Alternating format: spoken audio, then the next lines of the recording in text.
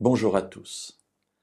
Force nous est de constater que lorsque nous ouvrons la télévision et que nous regardons le journal, ce qui nous est présenté est loin d'être amusant.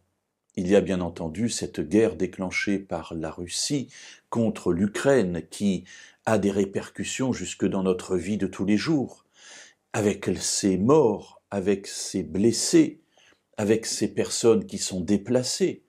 Mais il y a aussi tous les autres conflits dans le monde. Il y a les perspectives aussi de conflits avec la Chine et Taïwan, la présence aussi de groupes en Afrique qui sèment le désordre. Bref, quand nous regardons autour de nous, nous voyons des tensions internationales absolument terribles, terrifiantes même.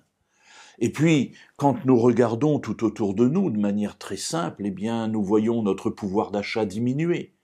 Nous avons des difficultés avec nos enfants qui ont de plus en plus de mal à trouver du travail, un travail pérenne, un travail qui leur apporte suffisamment pour vivre.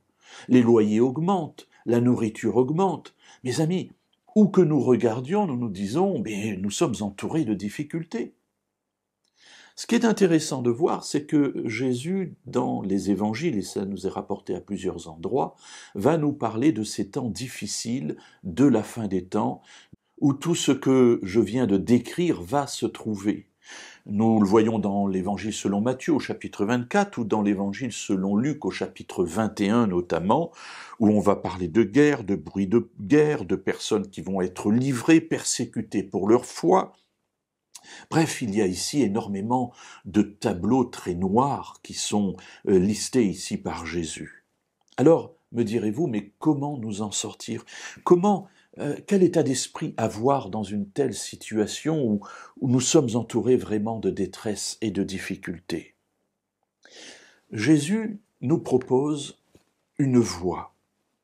Lisons-la et nous parlerons quelques instants dessus ensuite. Donc, Luc 21 et au verset 28. Quand cela commencera d'arriver, redressez-vous et levez la tête, parce que votre délivrance approche. Alors j'aurais envie de me gratter un peu la tête et de dire, oui, mais enfin c'est facile à dire, mais il faut traverser ces choses malgré tout. Ce qui m'encourage dans la parole de Jésus, c'est que Jésus l'a vu à l'avance. C'est-à-dire qu'il sait à l'avance ce par quoi nous allons passer. Et malgré tout, il nous dit, quand vous verrez ces choses, ne soyez pas atterrés, ne soyez pas détruits par ces choses, mais au contraire, dites-vous que le temps de la libération approche et donc relevez la tête. J'aime cette idée. Et moi, elle me fait du bien dans les difficultés de ma vie. Elle me fait du bien lorsque je regarde ce qui se passe autour de moi. Parce que je me dis, plus j'avance dans ce temps difficile, et plus je m'approche du temps aussi de la libération. Alors oui, mes amis, malgré toutes les difficultés, gardons à l'esprit que Jésus revient bientôt. Le Messie revient bientôt pour libérer le monde du poids du péché et ouvrir notre existence sur l'éternité du royaume de Dieu.